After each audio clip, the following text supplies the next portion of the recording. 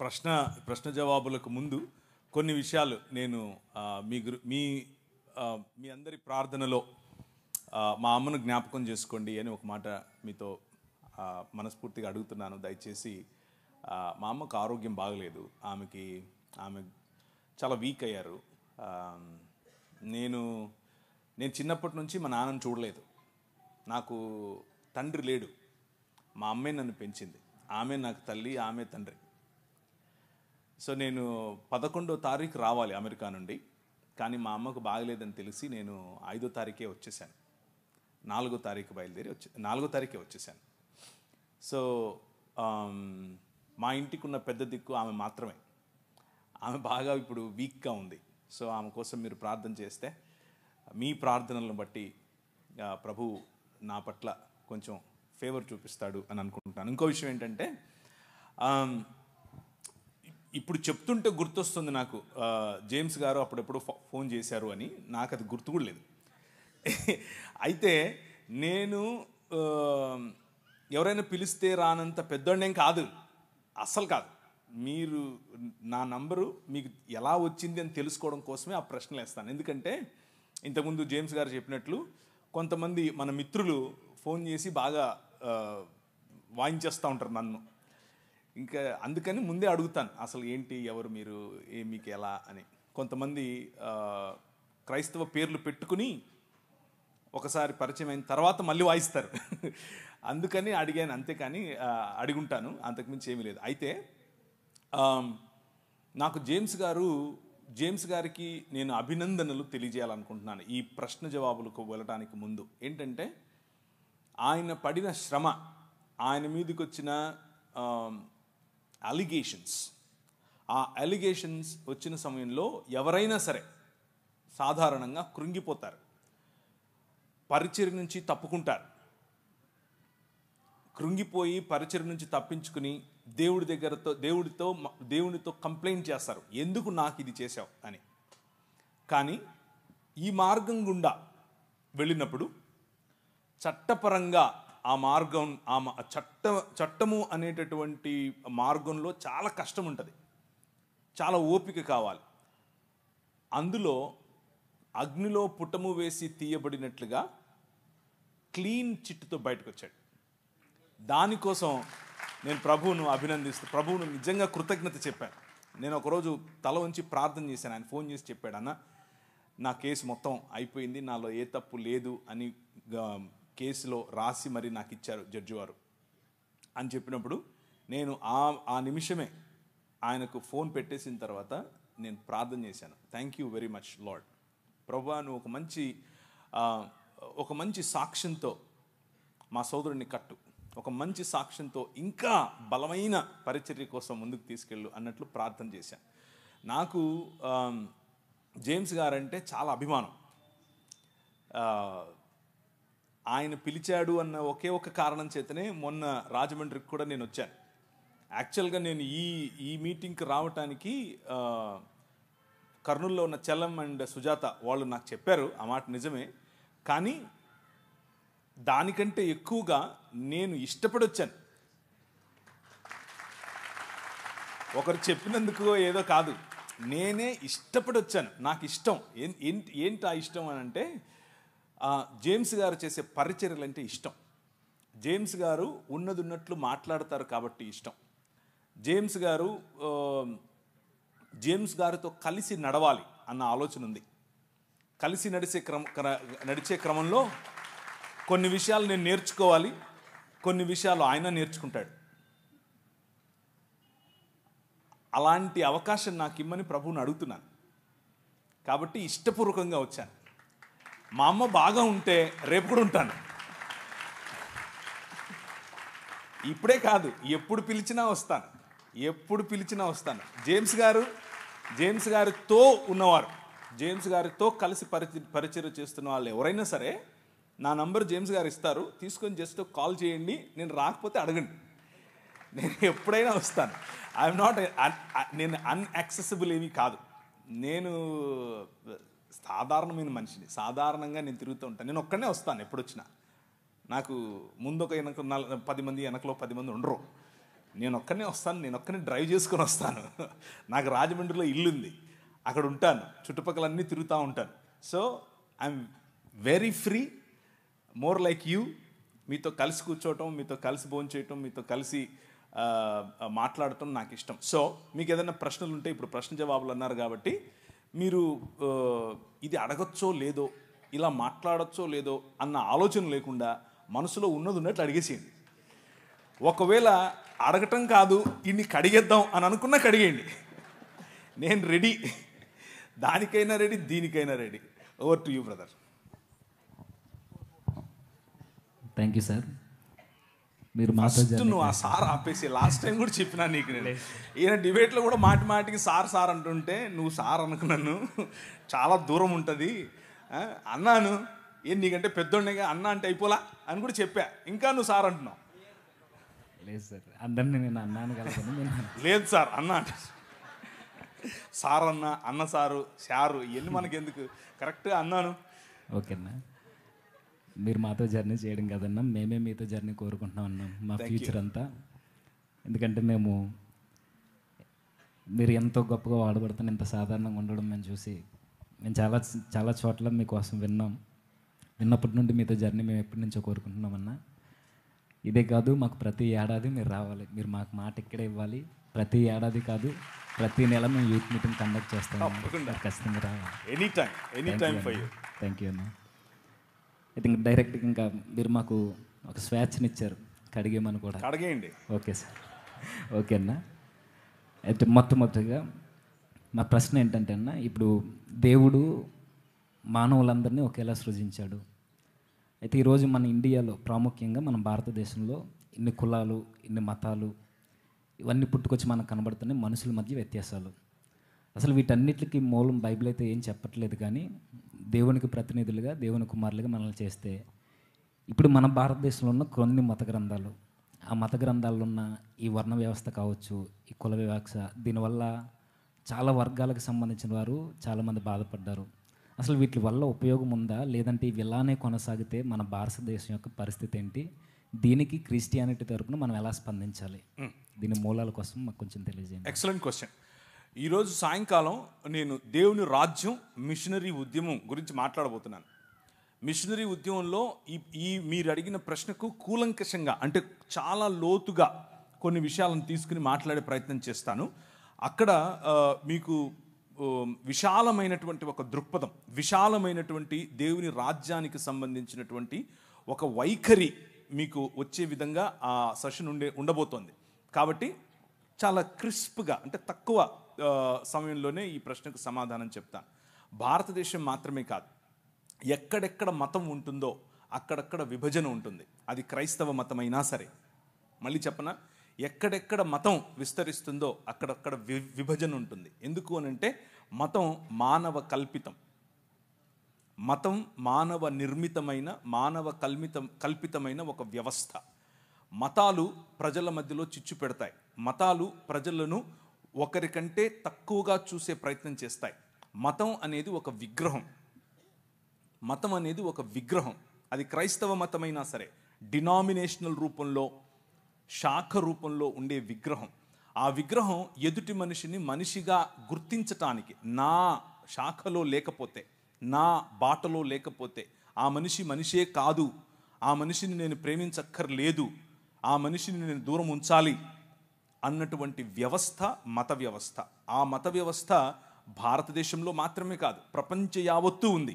కానీ మీరు అడిగిన ప్రశ్న పర్టికులర్గా భారతదేశం కోసం కాబట్టి, భారతదేశంలో ఉన్నటువంటి ధర్మము 4 పాదముల మీద నడవాలి అని ఏదైతే చెప్పారో, ఆ 4 పాదములు ఏవో కావు. 1 బ్రాహ్మణుడు, 2 క్షత్రియుడు, 3 శూద్రుడు, వైశ్యుడు, శూద్రుడు. ఈ 4 పాదాల మీద నిలబడి ఉండటమే ధర్మం. అదే సనాతనం. సనాతనానికి కుల వ్యవస్థకు వేరు వేరు అర్థాలు లేవు, 2 ఒకటే. ఆ స్ట్రక్చర్ అఖిలాండ కోటి బ్రహ్మాండ నాయకుడు అని పిలువబడినటువంటి దేవుని శరీరముగా ఈ నలుగురిని చెబితే, ఈ 4లోనూ, ఈ 4 కులాలలోనూ లేకపోతే వర్గాలలోనూ లేని ప్రజలు దేవునికి బయట చెప్పుల వంటి వారు, లేకపోతే అంటరాని వారు, లేకపోతే మ్లేచ్చులు, దాసులు, దస్యులు, రాక్షసులు, అసురులు అని పిలువబడినటువంటి వారు. సో ఈ ధర్మమును పాటించని వారందరూ కూడా మ్లేచ్చులు, దాసులు, దస్యులు వగేరా వగేరా వగేరాగా చెప్పబడి బలవంతంగా మనిషిని ఆ ధర్మంలోనికి, ఆ మతంలోనికి, దేవుళ్లను సైతం, పండుగలను సైతం మత మార్పిడి చేయగలిగినటువంటి ఏకైక వ్యవస్థ మన భారతదేశంలోనే ఉంది. దాని గురించి తర్వాత మాట్లాడుకుందాం. కానీ క్రైస్తవులుగా మన స్పందన ఏమిటి? క్రైస్తవులుగా మనమేం చేయాలి? క్రైస్తవం అనేది ఒక మతం కాదు. క్రైస్తవం అనేది విశ్వ మానవ ఉద్యమం. మళ్ళీ చెప్తాను, క్రైస్తవం అనేది మతం కాదు. ఇది క్రీస్తు శరీరముగా మానవులందరినీ ఒక చోటికి పోగేసేటటువంటి విశ్వ మానవ ఉద్యమం. ఈ ఉద్యమంలో భాగమే మీరు. ఇది ఒక రాజ్య సంకల్పం. ఆ రాజ్యంలో భాగమే మీరు, ఆ రాజ్య ప్రతినిధులు మీరు. ఈ రాజ్యం, ఈ ఉద్యమం ఏం చెబుతోంది అనంటే, ఇప్పుడు క్రీస్తునందు స్త్రీ అని పురుషుడని తేడా లేదు, మనం ఒకటే.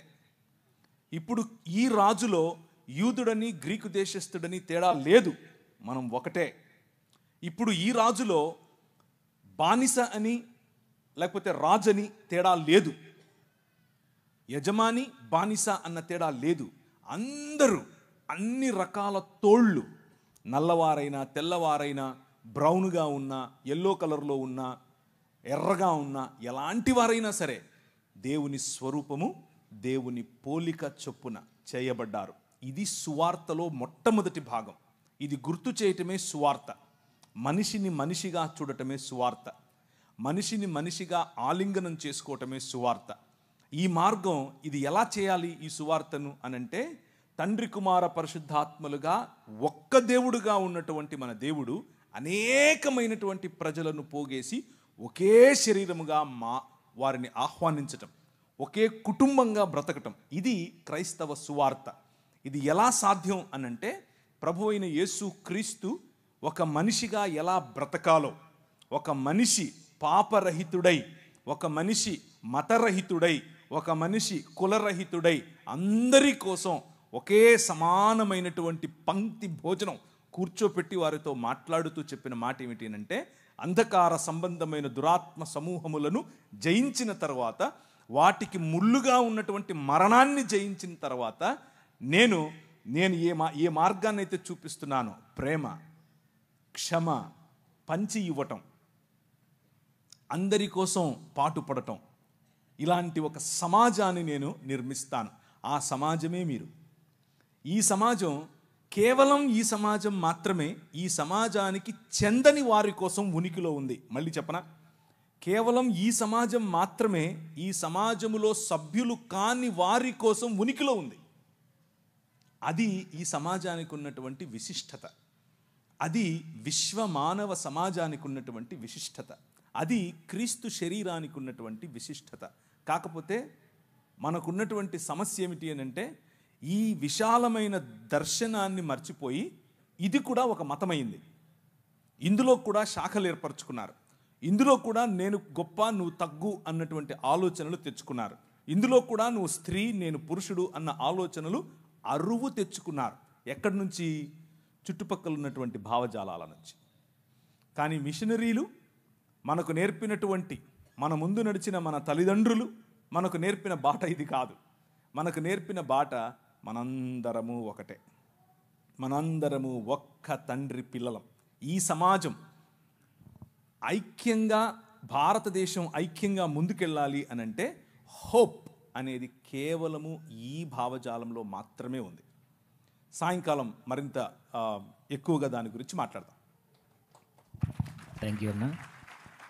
అయితే మీరు చెప్పింది అంత బాగుందన్న. కాకపోతే మరొక చిన్న ప్రశ్న ఇందులో నుండి. ఇప్పుడు క్రిస్టియానిటీ గురించి చాలా మంచిగా మాట్లాడుతున్నారు. అసలు క్రిస్టియానిటీకి మన దేశానికి అసలు సంబంధం లేదు కదా. ఎక్కడో పుట్టిన క్రైస్తవ్యానికి మన ఇండియాకి సంబంధం ఏంటి అసలు? ఇక్కడ వేల సంవత్సరాల నుండి ఎన్నో మతాలు వెలసిల్లాయి, ఎన్నో మతాలకు సంబంధించిన గ్రంథాలు ఉన్నాయి. ఇవి ఉండగా మరలా కొత్తగా బైబిల్, ఒక క్రిస్టియానిటీ ఎక్కడో నజరేత్ అనే గ్రామంలో పుట్టిన ఆ వ్యక్తిని మనం ఎందుకు ఆరాధించాలి, ఆయనకి మన ఇండియాకి అసలు సంబంధం ఏమైనా ఉందా, మనం ఎందుకు ఆయన మార్గంలో నడవాలి, ఈ ఈ ఇన్ని మార్గాల్ని కాదని ఆ ప్రభు మార్గాన్ని మనం ఎందుకు ఎన్నుకోవాలి? ఓకే, సో భారతదేశానికి ఉన్నటువంటి హద్దులు ఎల్లలు ఏవైతే ఉన్నాయో అవి ఈరోజు మనం పెట్టుకున్నవి. అంటే బ్రిటిష్ వారు వచ్చి బ్రిటిష్ వాడు మనకు ఇది మీ దేశం అని చెప్పి వెళ్ళిపోయాడు. కానీ అంతకుముందు ఇది ఇలా మన దేశం ఇలా ఉండేది కాదు. మన దేశం చిన్న చిన్న రాజ్యాలలో విడిపోయి ఉండేది. ఉదాహరణకు తెలుగునాటనే మనకు కనీసం 4 రాజ్యాలు ఉండేవి. తమిళనాట 2 రాజ్యాలు 3 రాజ్యాలు ఉండేవి. అలా సమయం మారే కొద్దీ జియోగ్రాఫికల్ బౌండరీస్ అంటే మనకున్నటువంటి ఖగోళ కాదు ఈ మన హద్దులు ఏవైతే ఉన్నాయో అవి మారుతూ వచ్చాయి. కానీ యేసుక్రీస్తు పుట్టిన సమయంలో ఆ రోజు ఉన్నటువంటి భారతదేశం నిజానికి అదంతా ఒకే రాజ్యమే. అక్కడ మొదలుకొని ఈ భారతదేశానికి అక్కడ ఉన్నటువంటి దేశానికి లేకపోతే ఇస్రాయేల్ ప్రాంతానికి ఇప్పుడున్నటువంటి సంబంధం కాదు. అప్పుడెప్పుడో దావీదు సమయం నుంచి కూడా నెమళ్ళు, కోతులు, అలాగే మిరియాలు ఇక్కడి నుంచి సుగంధ ద్రవ్యాలు ఇక్కడి నుంచి ఎగుమతి అయ్యేవి. సో మంచి దౌత్యపరమైనటువంటి సంబంధాలు ఉన్నవే. రాజ్యములు వేరైనా కానీ మనమంతా ఒకటిగానే ఉన్నాం. భారతదేశం ఆ రోజుల్లో ఇక్కడి వరకు ఇప్పుడున్నటువంటిదే కాదు. జావా, సమత్రా, థాయిలాండ్, అలాగే మలేషియా, సింగపూర్, అటుపైకి ముందుకెళ్తే మ్యాన్మార్, ఇటు వెళితే ఆఫ్ఘనిస్తాన్, పైన కశ్మీర్ పైన ఉన్నటువంటి కొన్ని ప్రాంతాలు, ఇరాన్ దగ్గరగా ఉన్నటువంటి ప్రాంతాలు, ఇవన్నీ కూడా భారతదేశంలో భాగమే. ఎస్తేరు గ్రంథం రాయబడినప్పుడు భారతదేశం వరకు కూడా ఎస్తేరు యొక్క హస్బెండ్ రాజు భారతదేశం పైన రాజే ఆ రోజుల్లో. సో ఇదంతా కూడా మనం ఏర్పరచుకున్నటువంటి హద్దులు. ఇది భారతదేశం, ఇది వేరే దేశం, ఇది కజాకిస్తాన్, ఇది తుర్క్మెనిస్తాన్. అలా కాదు, ఒకప్పుడు అలా లేదు. ఇదంతా కూడా ఒక్క మానవ మనుగడకు అవసరమైనటువంటి ఒక్క ప్లానెట్. అన్నిటిని ది బైబిల్ ఏం చెప్తుంది అని అంటే ప్రపంచమంతా ఆయన చేతి పని, ఇది ఆయనదే. ఎవరైతే ప్రశ్నిస్తున్నారో ఎక్కడి నుంచో వచ్చిన మతమని, వాళ్ళే ఎక్కడి నుంచో వచ్చారు. వాళ్ళు కాస్పియన్ సీ దగ్గర నుంచి కొందరు, ఇటువైపు ఇరాన్ ప్రాంతం నుంచి కొందరు వలస వచ్చి ఇక్కడ ఉంటున్నారు. సో ప్రతి ఒక్కరూ ఎక్కడో ఒక చోటు నుంచి వచ్చిన వారే. కొందరు ముందొచ్చారు, కొందరు తర్వాత వచ్చారు. అంతేగాని ముందొచ్చినోడు గొప్ప, వెనకొచ్చినోడు తక్కువ కాదు. ఇకపోతే ఇక్కడున్నటువంటి మతాలు బయటకు వెళ్ళలేదా? ఇక్కడ ఉన్నటువంటి బౌద్ధం జపాన్ వరకు వెళ్ళలేదా? ఇక్కడ ఉన్నటువంటి బౌద్ధం ఎందుకు ఈ దేశంలో లేకుండా పోయింది? ఇక్కడ పుట్టినటువంటి బౌద్ధాన్ని ఏమాత్రం ఉద్ధరించారు మీరు? తరిమేశారుగా. ఒక తల ఇస్తే ఇన్ని బంగారు నాణ్యాలు ఇస్తాము అని పుష్యమిత్ర శృంగుడు చెప్పలేదా? సో ఇక్కడ పుట్టిన దాన్ని ఏదో ఉద్ధరించినట్లుగా మాట్లాడకూడదు. అలాగే బయట పుట్టింది అని దేన్ని చెప్పడానికి వీల్లేదు. ఎందుకు అని అంటే ఇదంతా ఒక్క ప్రపంచం. ఇది మా నాయనది, మా నాయన ప్రపంచం. ఇది మా నాయన ప్రపంచంలోకి మా నాయన వచ్చాడు. మధ్యలో నీదేంటి సమస్య? ఇక్కడికి వచ్చాడు అంటున్నారు. మరి ఇక్కడి నుంచి అక్కడికి వెళ్ళారు అని ఎందుకు చెప్పరు? ఇక్కడి నుంచి అక్కడికి వెళ్ళిన వాళ్ళేగా, అక్కడి నుంచి వచ్చిన వాళ్ళేగా వీళ్ళు. ఆర్యులు అని పిలువబడిన వారు అక్కడి నుంచి వచ్చిన వారేగా. మిడిల్ ఈస్టర్న్ ప్రాంతం నుంచి వచ్చిన వారేగా. మెసొపటోమియా ప్రాంతం నుంచి వచ్చిన వారేగా. మెసొపటోమియా ప్రాంతము ఈ ఇండస్ వ్యాలీ అంటే సింధు నాగరికత మధ్య ఉన్నటువంటి సంబంధాలు తెలియకుండా మాట్లాడుతున్నారా? కాదు. ఇవి కేవలము మనుషుల మధ్యలో విభజన తీసుకుని రావటానికి వాడే అవాక్కులు చవాక్కులు. అంతకుమించి ఇంకేమీ లేదు. కాబట్టి భారతదేశంలో అనేక మతాలు ఉండొచ్చు, అందులో ఇబ్బంది ఏమీ లేదు. అలాగే క్రైస్తవ మతాన్ని మతంగా అసలు మేము మతంగా చెప్పటమే లేదు కదా. వస్తున్నది దేనితో? ఒక భావజాలం. ఏంటా భావజాలం? మనుషులందరూ సమానం. ఏంటా భావజాలం? దేవుని వైపుకు మరలండి. ఏంటా భావజాలం? దేవుని పిల్లలముగా మనం మారాలి. ఏంటా భావజాలం? నీతి కలిగి జీవించాలి. ఈ భావజాలం ఎక్కడి నుంచి వచ్చినా తీసుకుంటాం. తెల్లోడు తయారు చేస్తే సెల్ ఫోన్ కావాలి, తెల్లోడు తయారు చేస్తే టీవీ కావాలి, తెల్లోడు తయారు చేస్తే మ్యాగ్నఫోన్ కావాలి, తెల్లోడు తయారు చేస్తే ప్యాంటు సొక్కా వేసుకోవాలి. తెల్లోడిని తలుసుకోకుండా నీ జీవితంలో ఒక్క క్షణం బతకలేవు. నువ్వు ఒక్క క్షణం కూడా బతకలేవు. నువ్వేమో మళ్ళీ అక్కడ బయట నుంచి వచ్చింది, బయట నుంచి ఏం రాలేదు, ఇక్కడిదే. యేసుక్రీస్తు చనిపోయి తిరిగి లేచిన తర్వాత ఆయన ప్రపంచమంతటిపైన రాజుగా తనను తాను ప్రకటించుకున్న తర్వాత తోమాను పంపించాడు. తోమా ఇక్కడికే వచ్చాడు. తోమా భారతదేశానికి వచ్చాడు. మొదటి శతాబ్దంలోనే వచ్చాడు. బ్రిటిష్ వాళ్ళు తెచ్చాడంటే ఏంటి నువ్వు తెలియక. బడ్డి శానిస్ వచ్చాడు. ఆ తరువాత మెల్లిమెల్లిగా క్రీస్తు శకం 500 నుంచి మొదలైంది పరంపర. ఇక్కడున్న వాళ్ళు ఒక ఉత్తరం రాశారు, మా కోసం కొంతమంది మిషనరీలను పంపించండి అని. ఎక్కడికి? ఈజిప్టులో ఉన్నటువంటి చర్చికి రాశారు, అంతియోకికి రాశారు. అప్పుడు 500లో క్రీస్తు శకం 500లో 1500లో బయలుదేరారు కొంతమంది. ఆ 1500కు రావడానికి ముందు మొదటి 1500 సంవత్సరాలలో కొన్ని వందల మంది మిషనరీలు ఈ దేశానికి వచ్చారు. ఎక్కడెక్కడి నుంచి వచ్చారు? ఇరాన్ నుంచి వచ్చారు, ఇరాక్ నుంచి వచ్చారు, బబులోనియా నుంచి వచ్చారు, అలాగే దాన్ని ఏమంటారు సిరియా నుంచి వచ్చారు. భారతదేశంలో సిరియా బైబిల్ చదివే వాళ్ళు కొన్ని లక్షల మంది ఉన్నారు. తెలియక సిరియాలో బైబిల్ చదివే వాళ్ళు ఈ రోజు కూడా భారతదేశంలో లక్షల మంది ఉన్నారు. సో ఇది కొత్త మతం ఏం కాదు. 2000 సంవత్సరాలుగా ఉనికిలో ఉన్న మతం, 2000 సంవత్సరాలుగా ఉనికిలో ఉన్న మానవ మార్గం, మనిషిని మనిషిగా గుర్తించే మార్గం. ఈ మార్గం బయట నుంచి వచ్చిందేమి కాదు, ఇక్కడిదే. ఓకేనా, థ్యాంక్ యూ అన్న. అయితే మరలా కంటిన్యూషన్ క్వశ్చన్, అంటే మీరు చెబుతున్న ఆన్సర్లో నుండి మాకు మరలా ప్రశ్నలు వస్తున్నాయి. ఈ మతం ఎక్కడదే అదే ఈ మార్గం, ఈ ప్రభు స్థాపించిన ఈ మార్గం ఏదైతే ఉందో ఇది ఇక్కడదే అంటున్నారు. అయితే ఈ పరిసర ప్రాంతాల్లో మన భారతదేశంలో కొన్ని చోట్ల సువార్త చేస్తున్నప్పుడు అడ్డుకుంటున్నారు. అంటే కొన్ని దేవాలయాల దగ్గర, కొన్ని గుడుల దగ్గర ఇలా అడ్డుకుంటున్నారు. నిజానికి అసలు ఆ పరిసర ప్రాంతాల్లో సువార్త చేసే అధికారం క్రైస్తవులకు ఉందంటారా? అసలు మన సువార్త పరిధులేంటి? అయితే కొంతమంది అంటున్నారు వీధి సువార్త కూడా అవసరం లేదని కొంతమంది పాస్టర్లు కూడా మాట్లాడుతున్నారు. వీటి రెండింటిని గురించి మాకు వివరణ కావాలన్నా. ఇది మనదే అయినప్పుడు మనం ఎందుకు సువార్త చేయకూడదు? రైట్, మనదే. ఈ దేశం మంది, ఈ ప్రపంచం మంది, మన్నాయింది. కానీ అదే స్టేట్మెంట్ అందరూ ఇవ్వచ్చు. అదే స్టేట్మెంట్ ప్రతి మనిషి ఇవ్వాలి. ప్రతి మనిషికి ఆ హక్కు ఉంది. నేను సువార్త చెప్తున్నాను. నేను ఒక ఊరికి వెళ్ళాను, ఎక్కడ అంటే గుంటూరు జిల్లాలో ఒక చిన్న గ్రామం. ఆ గ్రామానికి వెళ్ళాను. నైట్ పడుకున్నాను. బాగా లేట్ అయిపోయింది మీటింగ్ లేట్ అయిపోయిన తర్వాత మనోళ్ళు రావడమే 9:30 10కి వస్తారు. 12:30కు మీటింగ్ అయిపోయింది. సరే అని వెళ్ళి పడుకున్నాను. ఉదయం 3:30 4 అయింది. 4 అవ్వంగానే గంట కొట్టింది. టింగ్ టింగ్. యెహోవా వలన ఆశీర్వదింపబడినవాడా లే సోమరి లే అంటుండు. ఎవడు ఏ ఆకాశవాణి ఏంటిది అనుకున్నాను. బయటకు వచ్చి చూస్తే బొంగులు పెట్టినాడు ఇంతవి. నేను పాస్టర్ గారిని అడిగాను, ఏంటండి ఏంటండి పాస్టర్ గారు ఏదో సౌండ్ సువార్త చెప్తున్నామండి అన్నాడు. అబ్బో భలే చెప్తున్నారు సువార్తలు. ఎలా చెప్తారు? నిద్రపోయేవాడిని కెలికి లేపి సువార్తనా? అది సువార్త కాదు. దానివల్ల మనం చెప్పే మెసేజ్కు విసుగు వస్తుంది. ప్రజలకి విసుగు రాకుండా చేయాలి. ఆ శుక్రవారం పూట మసీదుకి వెళ్ళి ఒకడు వాడికున్న నిష్టలో, వారికున్నటువంటి భక్తిలో, వారికున్నటువంటి దైవభీతిలో మసీదుకి వెళ్ళి వస్తున్నారు.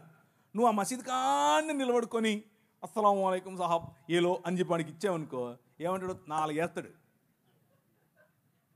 ఎందుకేడు అంటే మనకు ఒక కామన్ సెన్స్ ఉండాలి. ఒక కామన్ సెన్స్తో మనం పనిచేయాలి. ఉదాహరణకు ఎవరైనా వాళ్ళ ఇంట్లో చనిపోయారు, ఆడి దగ్గరికి వెళ్ళి రికార్డింగ్ డాన్స్ పెడతారా? పెట్టరు. Common sense. అరే వాడు దుఃఖంలో ఉన్నాడు, దుఃఖంలో మనం కలిసి కొద్దిగా సాంత్వన ఊరట ఇచ్చే పని చేద్దాం. ఎవరింట్లో అన్నా పెళ్లి జరుగుతుంటే వెళ్ళి పాకింట్లో వాళ్ళు చచ్చిపోయారండి ఏడుతాం. మనం ఎందుకు ఏడం? అది కరెక్ట్ కాదు. అది మనకు కూడా తెలుసు. అలాగే మనం ఏదైనా క్రీస్తుని గురించి చెప్పాలి అని అంటే దానికి టెంపులే దొరికిందా, మసీదే దొరికిందా? అవసరం లేదుగా. ఎందుకు చేయాలి అక్కడ? సో మనమే కావాలని రెచ్చగొట్టేట్లుగా ఎప్పుడూ ప్రయత్నం చేయకూడదు.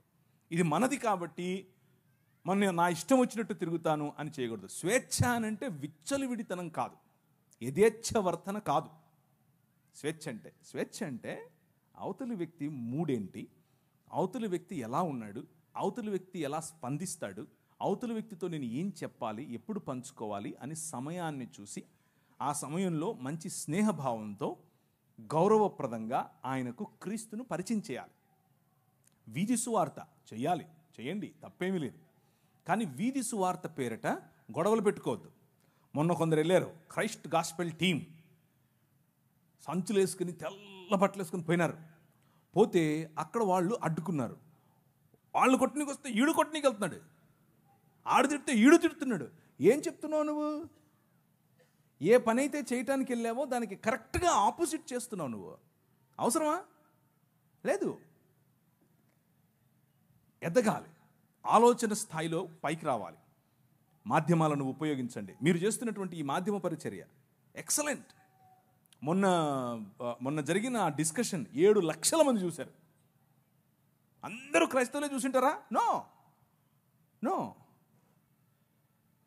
మన మాట ఉప్పు వేసినట్లుగా ఉంటే, మన మాట తగ్గింపుతో ఉంటే, మన మాట అవతలి వారు వారి భావజాలం ప్రకారంగా రెచ్చిపోతూ ఉంటే, మనం మన భావజాలం ప్రకారంగా తగ్గించుకుని మాట్లాడితే ప్రజలను గెలవడం చాలా ఈజీ. ప్రజలను గెలుస్తాం. ఈ భావజాలంతోనే ప్రభువు ఈ లోకాన్ని గెలిచాడు.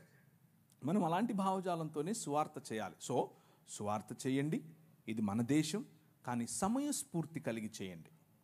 ఉదాహరణకు ఏదైనా వేరే గ్రామానికి మీరు వెళ్తున్నారు, ఇక్కడ నుంచి ఒక టీం వేసుకుని, అక్కడ ఉంటారు కదా క్రైస్తవులు. ఒకవేళ ఉంటే వారికి ఇన్ఫామ్ చేయండి, మేము వస్తున్నాం, మేము పని చేయాలనుకుంటున్నాం, మీకు సమయం వీలైతే మాకు తోడుగా ఉండండి, మేము చేస్తాం, వెళ్ళండి. దగ్గరున్నటువంటి వాళ్ళతో ముందు పీస్ పర్సన్ అంటారు, అంటే ఒక సహృదయం ఉన్న వ్యక్తిని కలుపుకోండి, అక్కడ కలిసి చేయండి, మళ్ళీ ఎవరి దారిన వాళ్ళు వెళ్ళిపోండి, ఇబ్బంది ఏమీ లేదు. అలాగే మాధ్యమాలను వాడుకోండి, అలాగే టెక్నాలజీ వాడండి, సెల్ ఫోన్స్ వాడండి, వాట్సాప్ వాడండి, ఫేస్బుక్ వాడండి. ఇవన్నీ మీరు చేసేవే, కొత్తవేం కాదు. అన్నిటినీ మించి స్నేహం వాడండి, స్నేహపూర్వకంగా ప్రజలను పట్టండి, గృహదర్శనాలు చేయండి. ఇవన్నీ ఏం కాకుండా ఊరికే పోయి చేతిలో ఉన్నది నువ్వు వాడు మూడేంటో తెలియదు, వాడు ఎలా ఉన్నాడో తెలియదు, ఇదిగో నువ్వు నమ్ముకుంటే పరలోకం పోతావు లేక నరకం పోతావు, దేవుడు నిన్ను 65 చేస్తాడు, ఈ మాటలన్నీ చెప్తే ఎవరండి వినేది? ఎవరు వినరు. మనం చెప్పే దాంట్లో మనకు క్లారిటీ ఉండదు, వినే దాంట్లో వాళ్ళకు క్లారిటీ ఉండదు. అలా వద్దు.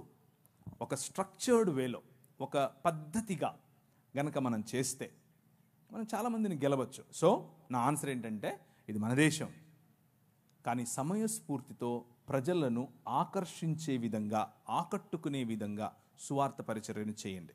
సువార్త పరిచర్యలో క్రీస్తును, రాజును పరిచయం చేయటం మన ఆలోచన, అంతేకాని మన మతాన్ని పరిచయం చేయటం కాదు. అక్కడే మనం తప్పుదారి పడుతున్నాం. ఓకే అన్న, థ్యాంక్ యూ అన్న. రాజును పరిచయం చేయడం మాత్రమే మనం చేయమంటున్నాం. మన ప్రభువుని పరిచయం చేస్తున్నప్పుడు కొన్ని ప్రశ్నలు లేదా కొన్ని పరిస్థితులను ఎదుర్కోవాల్సి వస్తుంది.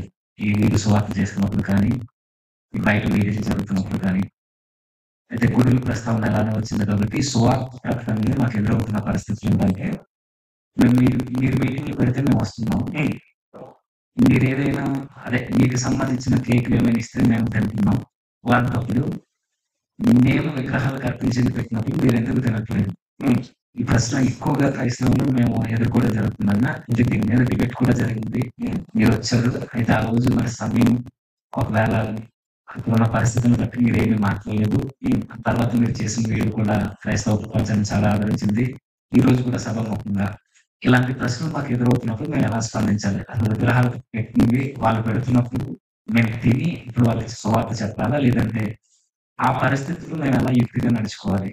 దీనికోసం ప్రాక్టికల్ క్వశ్చన్స్. ఇవన్నీ ప్రాక్టికల్ గా దైనందిన జీవితంలో మనం ఎదుర్కొనేవి. ఇవి తెలుసుకోవాలి, వీటి గురించి ఆలోచించాలి. వీటి గురించి ఒపీనియన్స్, అంటే మన ఉద్దేశాలు ఒక్కొక్కరికి ఒక్కొక్క రకంగా ఉండొచ్చు, ఉద్దేశాలు వేరు వేరు రకంగా ఉండొచ్చు. కానీ నాకు అర్థమైన బైబిల్ గ్రంథంలో నుంచి నేను అర్థం చేసుకున్నది నేను మీకు చెప్తాను. దీన్ని నేను ఇది కరెక్ట్ అని నమ్మి చెప్తున్నాను. ఉదాహరణకు ఒక హిందూ మిత్రుడు ఉన్నాడు, లేకపోతే ముస్లిం మిత్రుడు ఉన్నాడు. ముస్లిం మిత్రుడు వాళ్ళ ఇంట్లో పండుగ చేసుకుంటున్నారు, రంజాన్ పండుగ చేసుకుంటున్నారు. పండుగ చేసుకుని ఇఫ్తార్ పార్టీకి పిలిచాడు. ఇఫ్తార్ భోజనం పెడుతున్నాను రండి అని పిలిచాడు. ఇఫ్తార్కి వెళ్ళి భోజనం చేయడంలో ఇబ్బంది ఏమీ లేదు. అలాగే ఈరోజు కనుమ. ఈ కనుమ దినాన మన హైందవ మిత్రులు వాళ్ళ ఇంట్లో మామూలుగా దాన్ని ఏమంటారు, మా ఊళ్ళల్లో అయితే అలసంద వడలు చేస్తారు. అలసంద వడలు, మంచి కోడి కూర చేస్తారు. పిలుస్తారు. పిలిచినప్పుడు వాళ్ళ ఇంటికి వెళ్తాం, వాళ్ళతో కలిసి భోజనం చేస్తాం, తప్పేమీ లేదు. అలాంటి విందులు, అలాంటి భోజనం తప్పు కాదు. కానీ ఇక్కడే కొంచెం జాగ్రత్త వహించాలి. ఏంటంటే, మేము మీ ఇంటికి వచ్చినప్పుడు మీరు కేక్ పెడితే తిన్నారు, మేము మీ ఇంటికి వస్తాం, మీ భోజనం పెడితే తింటాం, అంతవరకు ఓకే. కానీ మీరు కేక్ పెడితే మేము తిన్నాం, మేము ప్రసాదం పెడితే మీరు తినండి అంటే ప్రాబ్లం. ఏంటా ప్రాబ్లం? కేకు మనం ఏది ప్రసాదంగా పంచం. ఎప్పుడు ఎవరైనా పంచుతున్నారు మీరు? మనమేం పంచం. మన దగ్గర ప్రసాదాలు లేవు. మనం ప్రసాదాల బ్యాచ్ కానే కాదు. మనం ఒక బల్ల పెడతాం, ఆ బల్ల క్రీస్తు శరీరం, అది ప్రసాదం కాదు. అది వచ్చి తింటే రోగాలు పోతాయి, అది వచ్చి తింటే దేవుడు బ్లెస్సింగ్స్ ఇస్తాడు, ఇలాంటి ఏం లేవు మనకి. ఇది దేవుని బల్ల. మనందరము ఒక్క సమాజం, మనలో అందరిలో ఒకే రక్తం ప్రవహిస్తుంది. ఆయన మన కోసం తన శరీరాన్ని విడిచాడు అన్నటువంటి ఆయన విమోచన కార్యాన్ని జ్ఞాపకం చేసుకునే కేవలము బాప్తీసము పొందిన ఆయన అనుయాయులైన, ఆయన శిష్యులైన వారికి మాత్రమే పెట్టబడిన బల్ల. అది ఎవరికి పంచంగా మనం పంచం. అలాగే వారి దేవీ దేవతలకు అర్పించిన వాటిని తీసుకోవు కూడా. మనం పంచము, వారిస్తే తీసుకోము. చాలా క్లియర్గా చెప్తున్నానా? మనం పంచేది లేదు, వాళ్ళు ఇస్తే తీసుకోవాల్సిన అవసరము లేదు. అలాగని చెప్పి అవతల వారు నొప్పించాల్సిన అవసరం ఏమీ లేదు. ఎందుకు నొప్పించాలి? దయ్యానికి పెట్టావు, నువ్వు రాయికి పెట్టావు, నువ్వు రప్ప, ఈ స్టేట్మెంట్స్ అన్నీ అక్కర్లేదు. అది కరెక్ట్ కాదు. అలా చెప్పటం వల్ల అవతల వ్యక్తిని పోగొట్టుకుంటాం. అలా మనం దురుసుగా ఉండకూడదు. చాలా సున్నితంగా మాట్లాడచ్చు. సోదరా, చాలా థ్యాంక్ యూ, మీ భక్తి భావాన్ని నేను మెచ్చుకుంటున్నాను, మీలో ఇంత భక్తి ఉంది, చాలా సంతోషం, మీరు నన్ను కూడా గౌరవిస్తూ మీరు ఏదో ఇస్తున్నారు, కాకపోతే మిమ్మల్ని నేను గౌరవించాలి కదా. నేనేదో ఇది స్వీట్ తిన్నట్టు తిన్నాను అనుకోండి, అది మీకు నొచ్చుకుంటారు మీరు. అలా వద్దు. నేను నా విశ్వాసంలో ఇలాంటి విగ్రహార్పితములు తీసుకోవద్దు అని చెప్పారు కాబట్టి నన్ను దయచేసి ఏం అనుకోకే. కానీ నీతో పాటు రావాలా, వస్తా, ఎక్కడికి వెళ్దాం చెప్పు, మీ ఇంటికి వద్దామా, భోజనం చేద్దామా, చేస్తా చెప్పు. ఇలా మనం స్నేహాన్ని పెంచుకోవచ్చు. కానీ సత్యాన్ని కూడా చెప్పాలి. సత్యం చెప్తూ స్నేహాన్ని పెంచుకోవాలి. వాళ్ళేం నొచ్చుకోరు. ఒక్కసారి గనక మనము తగ్గింపుతో, నిజమైన మనస్సుతో వాళ్ళను, మన సహోదరులను యాక్సెప్ట్ చేస్తూ వాళ్ళని ఈ విషయం చెప్పి, మేము ఎలాగైతే మీకు బల్ల పంచమో అలాగే మీరు కూడా నాకు ఇది ఇవ్వకండి అని చెప్పటం వల్ల తప్పేమీ లేదు. అలా చెప్పిన తర్వాత వారితో కలిసి బయటికి వెళ్ళారు, ఒక రెస్టారెంట్కి వెళ్ళారు. ఆ రెస్టారెంట్లో వాడు ఎవరికి సమర్పించాడో మనకు తెలీదు. అది హలాల్ చేసి పట్టుకొచ్చాడా, కోషర్ చేసి పట్టుకొచ్చాడా, లేకపోతే ఏదైనా రాయి దగ్గర పెట్టాడా, లేకపోతే ఇంకేదైనా చేసి వచ్చాడా, అది మనకు తెలీదు. డబ్బులు ఇవ్వాలి, కొనుక్కోవాలి, ఇద్దరం కలిసి ఛాయ్ తాగాలి, బిర్యానీ తినాలి, ఎవరి ఇళ్ళకి వెళ్ళిపోవాలి. అది ప్రసాదం ఏం కాదు. మీకు అర్థమవుతుందా నేను చెప్పేది? సో అందులో ఏం కెమికల్ లేదు, అందులో ఏదో వేరే శక్తులు వచ్చి మీకు పట్టేటి ఏమీ లేవు. కానీ ఎప్పుడైతే మీరు ఇది మా దేవునికి అర్పితమైనటువంటి భోజనము, ఇది మీరు తింటే మీకు లబ్ధి, ఇది మీకు మంచిది, ఇది ప్రసాదము అని మీకు ఇస్తారో, అప్పుడు దాన్ని ఏకీభవించి వారితో, అవునా నాకు కావాలి అని మీరు ఎప్పుడైతే వారితో ఏకీభవిస్తారో, అప్పుడు మీరు వారి భావజాలంతో ఏకీభవించినట్లు. వారి భావజాలం ఏమిటిది? వారి భావజాలం విగ్రహము అనే భావజాలం. బొమ్మ కాదు. బొమ్మకు విగ్రహానికి చాలా తేడా ఉంది. బొమ్మలన్నీ బొమ్మలే, విగ్రహం వేరు. విగ్రహం వెనుక ఒక భావజాలం ఉంది. ఆ భావజాలం మన పైన ప్రభావం చూపిస్తుంది. చిన్న లడ్డేగా ఏమవుతుంది అని అనుకుంటాం ఫస్ట్లో. అది మెల్లిమెల్లిగా లడ్డూ కాస్త తెడ్డేస్తుంది మన మీద. జాగ్రత్త పడాలి. ఏముంది, ఉప్పు అనుకొని తింటాను, ఉప్మా అనుకొని తింటాం కాదు అక్కడ. అక్కడ ఆ ఉప్మా ఎవరికైతే సమర్పించారో వాడు ఉప్మా కాదు, చాలా చెప్మా చేస్తాడు తర్వాత. కావాలని కాలు జారద్దు, కావాలని పోయి వాడి దగ్గర పడద్దు. నీకు తెలియకుండా ఇచ్చాడా కథ వేరు, కానీ తెలిసి తెలిసి ఒప్పుకోలు, అవును నేను అగ్రి అవుతున్నాను నీతో అన్నటువంటి భావనలో తీసుకోవద్దు. డైరెక్ట్గా చెప్పండి, లేదు సోదరా నెక్స్ట్ టైం నుంచి నీకు కేక్ వద్దంటే కేక్ కూడా ఇవ్వనని చెప్పండి. నీ ప్రాబ్లం ఏంటి? నేను కేక్ ఇస్తే నువ్వు తినకూడదు, అంతే కదా. కేక్ ఇయ్యనబ్బా, అంతేగా, అయిపోలే. కానీ మన ఇద్దరం దోస్తే మళ్ళా ఫ్రెండ్షిప్ వదలొద్దు, ప్రసాదం వదలండి. ప్రసాదం అంటే కేవలం భోజనం గురించి మాత్రమే చెప్పట్లేదు నేను. ఉదాహరణకు మీ పిల్లలకి ఏదైనా డ్యాన్స్ నేర్పించాలనుకుంటున్నారు. డ్యాన్స్ తప్పేమీ లేదు, లలిత కళలు తప్పు కాదు. లలిత కళలు మన దేవుని, మన ఆయనవే. కానీ మా నాయన దగ్గర కాకుండా ఆడేనో ఒక ఆయన ఉంటాడు నటరాజు అని, ఆయన దగ్గరికి వెళ్ళి ముందు ఇట్లా పెట్టి అయ్యొద్దు. ఆ డ్రామాలు మనకొద్దు, మన పిల్లలకి అది అస్సలొద్దు. ఒక్కసారి చేశారా అది జీవితాంతం పట్టుకుంటుంది. మీ నాట్యం అంతా కూడా అక్కడికే వెళ్తుంది. నీ తండ్రికి ఆరాధనగా ఉండదు. నీ పాట పాడేటప్పుడు ఎవరిని తలుచుకుంటున్నావు, ఎవరు నీ మధ్యలో ఉంటున్నారు, ఎవరికి ఆరాధనగా నీ పాట, నీ పని. కొంతమంది పని కేవలం డబ్బు కోసం చేస్తారు.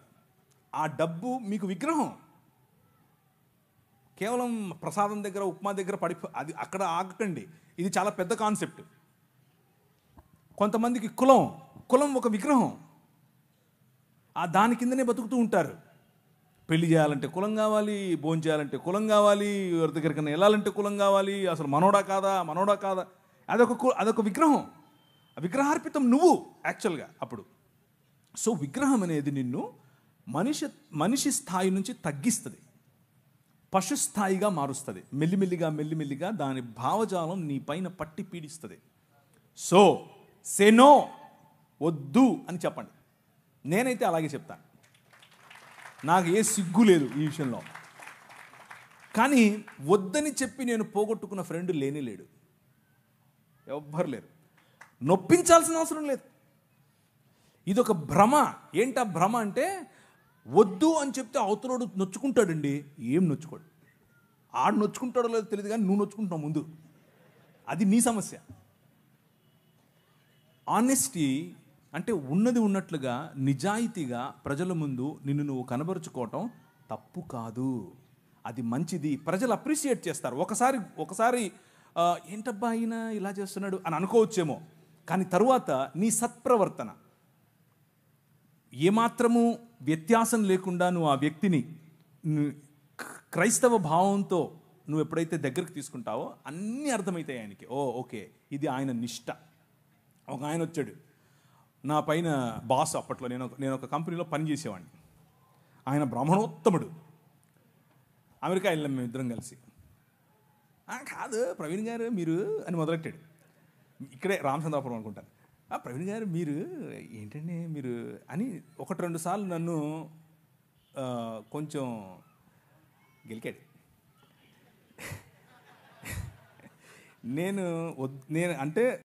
నేను చాలా స్నేహంగా ఉంటాను ఆయనతో, కానీ ఆయన దానికి విలువ ఇవ్వాల. దానికి చేయండి ఏం కాదు చేయండి అన్నట్లు నా వెంట పడ్డాడు. సరే కూర్చో అని చెప్పి ఒకరోజు, అసలు నువ్వు ఎలాగండి బ్రాహ్మణోత్తడివి అని అడిగాను. ఎందుకు అన్నాడు. నువ్వు అసలు సముద్రాలు దాటకూడదు కదా, 7 దాటి వచ్చావు, ఇప్పుడు ఎట్లయితావు నువ్వు అని అడిగా. భావజాలం గురించి మాట్లాడుతున్నా. నేంటండి నేను ఇచ్చింది తినడానికి ఇన్ని క్వశ్చన్లు ఎత్తనావు అన్నాడు. అలా కాదండి, మీరు ఇచ్చింది ఊరికే తీసేసుకోవటం కాదు, అసలు ఏంటి దాని వెనక ఉంది అని అడిగితే మీరు నాకు ఇది చెప్పారు, మరి మీరు చెప్తున్నది పాటించట్లేదు కదా అని అడిగాను. లేదండి మరి మేము చాలా స్వచ్ఛమైన ఇది అది అని ఏదో చెప్పాడు. ఏం తింటారో ఏం కలుపుతారో చెప్పారు. సరేనండి నేను కూడా తింటానులేండి, ఓ పని చేద్దాం, రేపు మా ఇంట్లో బీఫ్ బిర్యానీ వండుతున్నాను వచ్చేయండి అన్నాను. ఏంటండి అలా అంటారు మీరు అన్నాడు. అంటే భోజనం అండి బాబు, మేము తినే భోజనం, భలే ఉంటుంది, ముక్క తగిలితే సూపరు అన్నాను.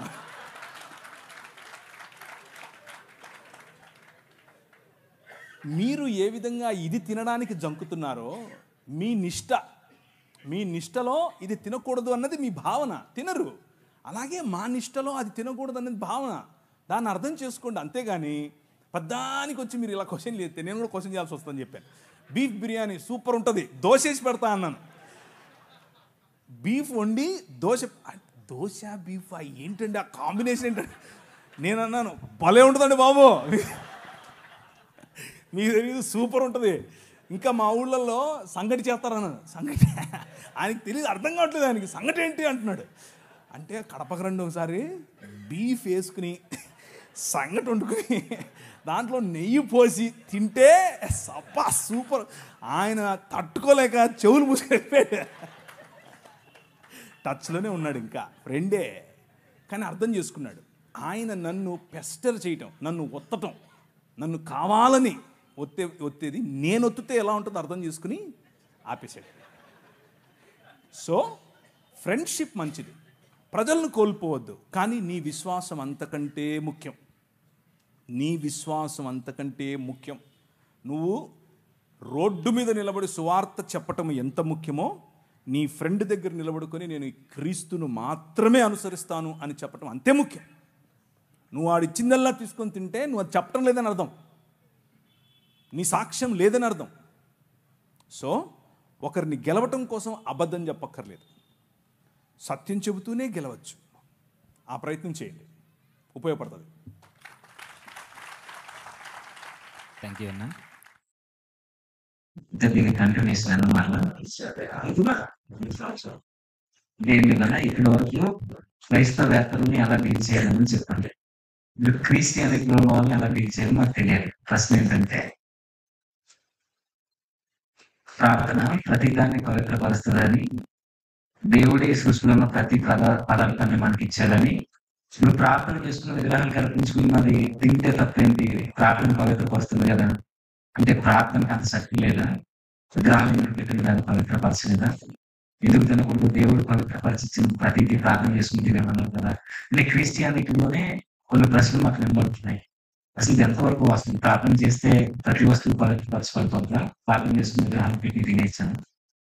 ఇది గత నెలలో జరిగిన చర్చలో మీరు మాట్లాడిస్తున్నారు ఆల్రెడీ, దాని గురించి పెద్దగా చెప్పాల్సింది ఏం లేదు. ప్రార్థనలో శక్తి ఉంది, ప్రార్థన మారుస్తుంది దేన్నైనా. కానీ ఇక్కడ వచ్చిన సమస్య, దీంట్లో ఏదో కల్మషం ఉంది, ఆ కల్మషం వచ్చి నన్ను ఏదో చేస్తుంది అనే భావన ఉండడం బట్టి ప్రార్థనలో చేసి దాన్ని శుభ్రపరుస్తున్నాం అన్న ఆలోచన చెప్తున్నట్లుగా నాకు అనిపిస్తుంది ప్రశ్నలో. కానీ ప్రసాదము తీసుకోవటం తీసుకోకపోవటం, అంటే విగ్రహాలు తీసుకోకపోవటం అనేది నీ సాక్ష్యములకు సంబంధించింది. ఏ భావజాలాన్ని నువ్వు అనుసరిస్తున్నావో చెప్పడానికి సంబంధించింది. నువ్వు ప్రార్థన చేసుకుని తిన్నంత మాత్రాన ఇప్పుడు ప్రార్థన చేసుకోకుండా తిన్నా కానీ అది భోజనమే, అది సామాన్యమైనటువంటి బ్లడ్డే, సామాన్యమైన ఉప్మానే, సామాన్యమైన పొంగలే. దానివల్ల నీకు వచ్చేది పెద్దగా ఏమి ఉందో లేదో అని కాదు. మెయిన్ పాయింట్ ఏంటంటే, అర్పించినటువంటిది ఒక భావజాలానికి, ఆ విగ్రహము వెనుకున్నటువంటి ఒక ఆలోచన శక్తి, ఆ విగ్రహం వెనుకున్నటువంటి పడద్రోయబడినటువంటి దేవదూతల సమూహములలో ఒకరికి ఆ విగ్రహం అర్పితం. నువ్వు దాన్ని ఆవాహయామి అంటున్నావు, అలాంటివి చెయ్యొద్దు. ప్రార్థన చేసుకుని ఆవాహయామి ఏంటి? ప్రసాదం తినడం అంటే ఆవాహయామి అని చెప్పటమే. ప్రార్థన చేసుకుని పిలవాలా? పిలిచేవాళ్ళను ప్రార్థన చేసుకుని సరే నేను ఏకీపిస్తున్నాను ప్రార్థన చేసుకుని ఏకీపించాలా? అవసరం లేదు. ఇంత కష్టం ఎందుకు? వాక్యం చెప్తోంది. నువ్వు ఏదైనా మార్కెట్లోకి వెళ్ళావు, కొనుక్కున్నావు, ప్రార్థన చేసుకో, తిను. కానీ కావాలని విగ్రహార్పితములా వద్దని చెప్పు, వాక్యం చెప్తా ఉంది. అలా చేస్తే పోలా? దానికి దాన్ని ఏమంటారు, థియోలాజికల్ ఇది చేయాలా? ఇప్పుడు ప్రార్థన చేసుకుని మనం ఒక శివాలయంలోకి వెళ్ళి, వారు భక్తితో శివాలయంలో ఉంటారు, శివుణ్ణి పూజిస్తారు. మనం వాళ్ళని అవమానపరుస్తూ అక్కడికి వెళ్ళి ప్రార్థన చేద్దామా? యేసు ప్రభువా, ఈ శివలింగం ఎవరో కాదు, యేసు ప్రభువే అని మనం ప్రార్థన చేద్దామా? అది కరెక్టా? అది వారిని అవమానించినట్లు, మన విశ్వాసాన్ని మనం చాటనట్లు. అలా చేయకూడదు. వీలైనంత వరకు నిక్కచ్చిగా ప్రార్థన చేసుకుని భోజనాన్నైనా దేన్నైనా మనం ప్రభు కోసం చేయాలి. కానీ తెలిసి తెలిసి ఇది ప్రసాదం అని తెలిస్తే అవతలి వ్యక్తితో ఏకీభవించటం లేదు అన్న మాట చెప్పటం కోసం ప్రార్థన చేసుకొని తినాల్సిన అవసరం కూడా లేదు. అసలు తినాల్సిన అవసరం లేదు. అంటే మాకు అర్థమైంది మీరు చెప్పిన సమాధానం బట్టి. ఎప్పుడు తినకూడదు, ఎక్కడ తినకూడదు, ఎలాగో తినకూడదు. Okay, thank you. అంటే ఎవరు కూడా ఓకే సార్, అవసరం లేదు. మనకు థ్యాంక్ యూ. తెలిసి తెలిసి కావాలి. అదొకటి. అయితే ఓకే సార్, మరి ఇదే విషయం ఆ రోజు మేము డిబేట్ ప్రస్తావించలేదు. నేను వచ్చినది కాదు. అంటే ఒకవేళ అది పిలవని పిలవంటారు. నేను వచ్చినందుకు కాదు. నన్ను ఎందుకు పిలిచే మీరు? అదే అదే చేసిపోయాను. మీరు నన్ను నేను వచ్చినప్పుడు చెప్పేవాడిని. మీరేమో బాండ్ పేపర్లు పట్టుకొచ్చి సైన్ పెట్టించుకుంటారు నాతో. వీళ్ళండి సామాన్యులు కాదు వీళ్ళు. ఆ కోర్టు రూమ్లో నేను కూర్చోబెట్టినట్టు బాండ్ పేపర్లు పట్టుకొచ్చారు, సైన్ పెట్టించారు నాతో. అమ్మో, మామూలు వాళ్ళు కాదు వీళ్ళు. సరే అని చెప్పి సైన్ పెట్టి నేను గమ్మున నవ్వుకుంటూ అందరినీ సెట్ చేసుకుని వెళ్ళిపోయాను నా పని చేసుకుని. నేను మీరు పిలిచిందే చేశాను. ఇప్పుడు పిలిచింది దేనికి? డైరెక్ట్ మిమ్మల్ని. అప్పుడు చేతులా? అవును సార్. అయితే ఆ బాండ్ పేపర్ తీసుకొచ్చింది మేము కాదు సార్, అటు నుంచి వచ్చే. నాకేం తెలుసండి అది నువ్వు తెచ్చావా ఎవరు తెచ్చారు నాకేంటి? ఆడ ఉందా లేదా? అక్కడికి వచ్చే వరకు కూడా తెలియదు సార్ బాండ్ పేపర్లు ఉన్నాయన్న సంగతి. అది నాకు ఒకవేళ ఒకటి సార్, నేనేం మాట్లాడాలి? ఒకటి సార్, ఒకవేళ నేనేం మాట్లాడలేదు ఇప్పుడు. ఆ రోజు మీకు అవకాశం ఉంటే ఇదే విషయాన్ని 100% నిర్మోహమాటంగా చెప్తాను. ఎక్కడైనా చెప్తాను, ఎప్పుడైనా చెప్తాను. అది కావాలి సార్, నిర్మోహమాటంగా చెప్తాను. అది ఇప్పుడు కాదు, ఎప్పుడైనా చెప్తాను, చెప్తూనే వస్తున్నాను. అది నాకు ఏమాత్రం ఇబ్బంది లేదు ఆ విషయంలో. ఇది నా స్టాండ్ పాయింట్. సరే సార్, డిబేట్ని బట్టి ఇప్పుడు మిమ్మల్ని డైరెక్ట్గా అడుగుతున్నా సార్. అసలు పబ్లిక్ మీరు ఏ క్లారిటీ ఇవ్వాలనుకుంటున్నారు ఆ డిబేట్ విషయంలో, ఆ జరిగిన డిబేట్ విషయం? No comments. ఏం మాట్లాడకూడదని మీరు సైన్ పెట్టించుకున్నారు నాతో. వీళ్ళు సైన్ పెట్టించుకున్నారండి బాబు. ఇది అయిపోయిన తర్వాత ఏం మాట్లాడకూడదని సైన్ పెట్టించుకున్నారు. ఇప్పుడు మళ్ళీ అడుగుతావేంటి? No comments. సైన్ పెట్టించుకున్నది వాళ్ళు సార్, మాకు సంబంధం లేదు ఆ విషయం. ఇప్పుడు అడిగేది నేను సార్. అయినా మీరు పెట్టలేదు. నేను పెట్టలేదులేండి. నేను పెట్టలేదులేండి. కానీ ఇప్పుడు మీరు అడిగేది ఏంటి? ఏం లేదు సార్. ఇప్పుడు మీరు అంత పెద్ద వ్యక్తి, మీరు వచ్చి కనీసం మీ వాయిస్ ఏం వినిపించలేదు కదా. ఇప్పుడైనా మీ వాయిస్ పబ్లిక్. ఇప్పుడు చెప్పాను కదా, నా వాయిస్ చాలా క్లియర్గా. పెద్ద వ్యక్తిని కాదు నేను, ఫస్ట్ విషయం. అది కట్టు. రెండు అంటే వాయిస్లో పెద్ద అంటున్నావా, ముసలోడు అంటున్నావా నన్ను? ఇప్పుడే అయ్యగారితో ఆశీర్వాదం తీసుకున్నాను. అయ్యా మీలాగా నేను 90 ఏళ్ళు బతకాలి అని ఆశీర్వాదం చేయండి. ఇచ్చారు కదా తల మీద చేయబెట్టి. సో నా స్టాండ్ ఇదే. విగ్రహార్పితములు తినద్దు. విగ్రహార్పితములలో ఉన్న పాటలు పాడొద్దు. విగ్రహార్పితములైన నాట్యం చేయొద్దు. విగ్రహార్పితములైన కులం పాటించొద్దు. విగ్రహార్పితమైన మతం వద్దు. విగ్రహార్పితంగా ఉండేటటువంటి ఉద్యోగం చేయొద్దు. విగ్రహార్పితంగా ఉండేటటువంటి దాసోహం చేయొద్దు. ఎవరికి? మన రాజు యేసే. Jesus is the king of all. మధ్యలో ఏ విగ్రహం లేదు. ఇంకా గట్టిగా చెప్పాలా? లేదు సార్, ఇంతకన్నా ఏమవుతుందన్నా. మీ నుంచి ఇదే కోరుకున్నాం మేము. ఎందుకంటే మీలాంటి వారు మాట్లాడితే ఈ క్రిస్టియన్ సొసైటీకి ఒక చక్కని సమాధానం దొరుకుతుందని మీరు మాకు ఇచ్చిన స్వేచ్ఛలో నేను మాట్లాడడం జరిగింది. ఇంకొక విషయం ఏంటంటే, యాక్చువల్గా క్రిస్టియన్స్కు ఈ క్లారిటీ ముందు నుంచి ఉంది.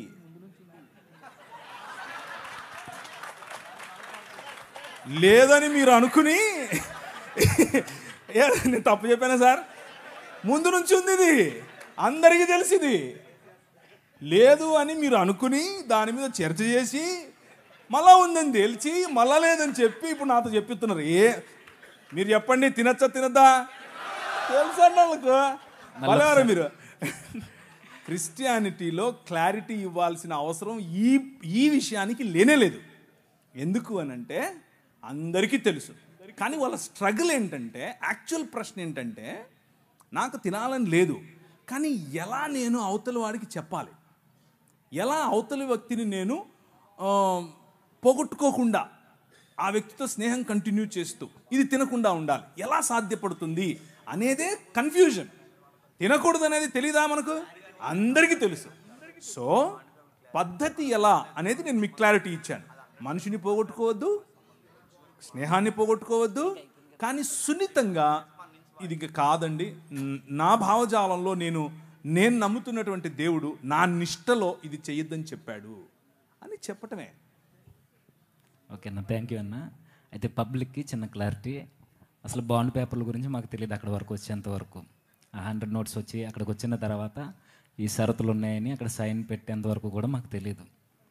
ఇది మా తరపు నుంచి మీకు ఇవ్వాల్సిన క్లారిటీ అన్నకు కూడా. ఎందుకంటే ఈ విషయంలో మాకు అన్నీ తెలిసే జరిగాయని అనుకుంటున్నారు, కానీ నేనైతే అలాగే అనుకుంటున్నాను. లేదన్నా, ఈ విషయంలో మాకు అసలు సైన్ పెట్టించేద్దాం వచ్చారు వీళ్ళు. లేదన్నా, అక్కడికి వచ్చేంత వరకు మాకు కూడా ఈ విషయం తెలియదు, బాండ్ పేపర్స్ ఉన్నాయన్న విషయం. అయితే నిజానికి మొదట్లోనే మీరు ఎందుకు రావాలని అనుకున్నామంటే మిమ్మల్ని పిలవడానికి ముఖ్య ఉద్దేశం కూడా అదే అన్న. మీ నుంచి పబ్లిక్ ఒక వాయిస్ వెళ్ళాలని, మీ నుంచి వెళ్తే అది క్రిస్టియన్ సొసైటీలో కొంచెం బలంగా దాన్ని ముద్రించిన వారం అవుతామని ప్రత్యేకంగా మిమ్మల్ని ఎన్నుకోవడం జరిగిందన్న, మిమ్మల్ని ఫాలో అవుతూ. సరేనా, చాలా చక్కని సమాధానాన్ని మాకు అందించారు. Thank you brother. అయితే ఇంకా కొన్ని ప్రశ్నలు ఉన్నాయన్న. ఆ ప్రశ్న ఏంటంటే, ఇప్పుడు కింద నుండి వచ్చిందన్న మాకు. ఇప్పుడు కొంతమంది క్రైస్తవేతరులు క్రిస్టియానిటీని తప్పుపడుతూ బైబిల్కి భౌగోళికమైన ఆధారాలు లేవనుకుంటూ మా మత గ్రంథాల్లో మా దేవుళ్ళు సంచరించిన భూభాగాలు ఉన్నాయి, వారు సంచరించిన ప్రాంతాలు, భౌగోళిక ఆధారాలు, పురావస్తు ఆధారాలు అన్నీ ఉన్నాయని కొన్ని ఆధారాలను మాకు చూపిస్తున్నారు. ఏంటంటే రామసేతుకు సంబంధించిన ఆ బ్రిడ్జ్ కావచ్చు, ద్వారకాకు సంబంధించిన కావచ్చు. అసలు ఈ గాథలన్నీ నిజంగా జరిగినవేనా? ఇవి కొంతమంది పెద్దలు అన్నట్టుగా ఇవి పుక్కిటి పురాణాలు అన్నట్టుగా ఇవేనా కల్పిత కథలా? ఎంతవరకు వాస్తవం? బైబిల్కి మిగిలిన గ్రంథాలకి వ్యత్యాసం ఏంటో ఈ నిజమైన ఆధారాలు కాదన్నా తెలియజేయండి. సో వారు చెబుతున్నటువంటి పురావస్తు ఆధారాలు ఏవైతే ఉన్నాయో అవి ఏవి కూడా వారు రచించుకున్న కావ్యంలో చెప్పినటువంటి స్థలాలకు సంబంధించినవి కావు. ఉదాహరణకు రీసెంట్గా గౌరవ సుప్రీంకోర్టు వారు రామ మందిర నిర్మాణం జరిగినటువంటి చోటు అది రాముని పుట్టుకకు సంబంధించింది అన్నటువంటి ఆధారాలు లేవు అని చాలా క్లియర్గా చెప్పింది. అక్కడ రామ మందిరం ఇంతకు ముందు ఉన్నట్లుగా ఆధారం లేదు అని చాలా క్లియర్గా చెప్పింది. కానీ మనోభావాల కోసం, సొసైటీలో శాంతి భద్రతలు నెలకొల్పడం కోసం అక్కడ రామ మందిర నిర్మాణం చేయమని ఉత్తర్వులు ఇచ్చింది. సో సుప్రీంకోర్టుకే దొరకలేదు పురావస్తు ఆధారాలు. ఇంకా మీతో మాట్లాడుతున్న వాళ్ళకి ఎక్కడి నుంచి దొరికాయో మనకు తెలియదు. అది వాళ్ళు సొంతంగా వాట్సాప్ యూనివర్సిటీ అంటారు దాన్ని. అది వాట్సాప్ యూనివర్సిటీలో దొరికింది. ఇకపోతే కొన్ని విషయాలు చూద్దాం. మీరు అడిగినటువంటి బ్రిడ్జ్ ఏదైతే ఉందో దాన్ని యాడమ్స్ బ్రిడ్జ్ అంటారు. అది వానర సైన్యం నిర్మించినటువంటి వారధి కాదు, దాన్ని యాడమ్స్ బ్రిడ్జ్ అంటారు. అది న్యాచురల్గా ఫామ్ అయినటువంటి ఒక భూభాగము మాత్రమే. అయితే ఒక ప్రశ్న ఏంటి? ఆ ప్రశ్న అంటే, ఒక ఆయన లంకలోకి ఎగిరి వెళ్ళిపోయాడు. వీళ్ళకి బ్రిడ్జిలు ఎందుకు కావాల్సి వచ్చాయి? వీళ్ళు ఎగరొచ్చుగా. ఇంకో భలే ఉంటుంది చూడండి. ఒక ఆయన ఆ రోజుల్లో విమానాలు ఉన్నాయంట, విమానం వేసుకుని పోయాడు. ఎందుకు అని అంటే, ఒక ఆయన తలకాయ కింద పెట్టి పైన కాళ్ళు పెట్టి తపస్సు చేస్తున్నాడు. అంటే ప్రార్థన చేస్తున్నాడు. తపస్సు, ప్రార్థన, భగవన్ నామ స్మరణం చేస్తున్నాడు. ఈయన వెళ్ళాడు, విమానం దిగి కత్తి తీశాడు. నీ పేరేంటి అన్నాడు. అంటే నా పేరు, నేను ఫలానా కులానికి చెందినవాడిని అని అన్నాడు. నా పేరు చెప్పాడు, అంతే, వేసేసాడు. మరి ఆ రోజు విమానం ఉండింది, అంతకుముందు ఎందుకు లేదు? అప్పటికి ఇంకా కనుక్కోలేదా? సో పురావస్తు అని అడిగితే సరిపోదు, పురావస్తు శాఖ వాళ్ళు ఇచ్చే ఆధారాలు ఉండాలి కదా. కథలోనే ఇన్ని పొరపచ్చాలు తెలిసిపోతున్నాయి మనకి.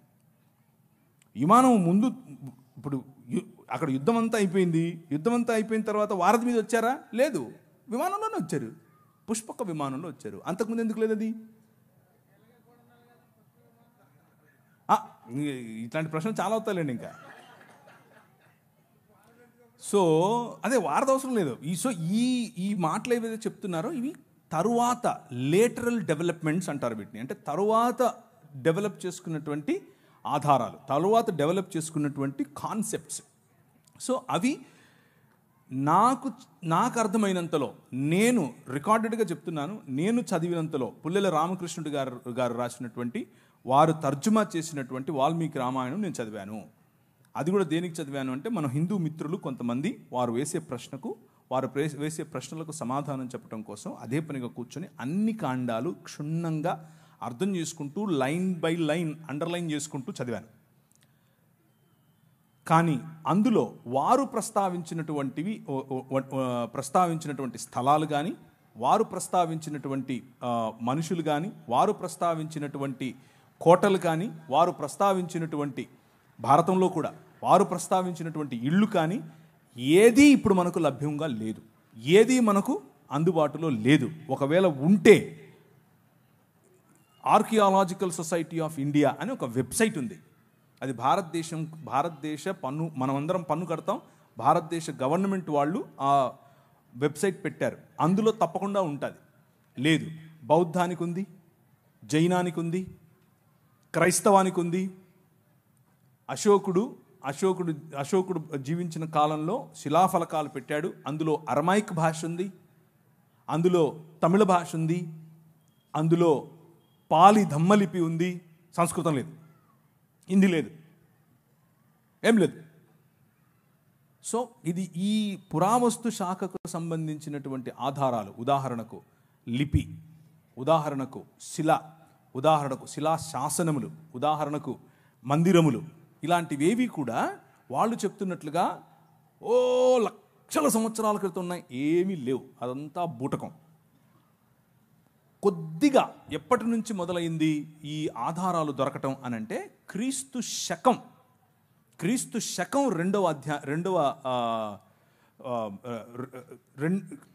AD తర్వాతనే దొరికాయి. 2 AD తర్వాత, దానికి ముందు క్రీస్తు పూర్వం ఎటువంటి ఆధారాలు కూడా వీరు చెప్తున్నటువంటి వాటికి దొరకలేదు. రాతపూర్వకంగా లేదు, సంస్కృతపూర్వకంగా లేదు, లిపిపూర్వకంగా లేదు, పుస్తకపూర్వకంగా లేదు, ఏదీ లేదు. క్రీస్తు పూర్వం ఉన్నటువంటి ఆరామాలు, ఆలయాలు అన్నీ కూడా బౌద్ధానికి చెందినవే. సో పుష్యమిత్ర శుంగుడు తన జీవిత చరిత్రను రాముడి జీవిత చరిత్రగా రాయించాడు అన్నది ఒక థియరీ ఉంది.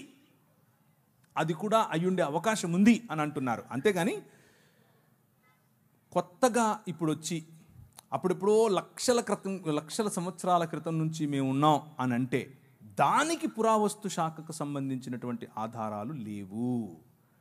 సింపుల్ కాన్సెప్ట్ అర్థం చేసుకోండి. మనిషి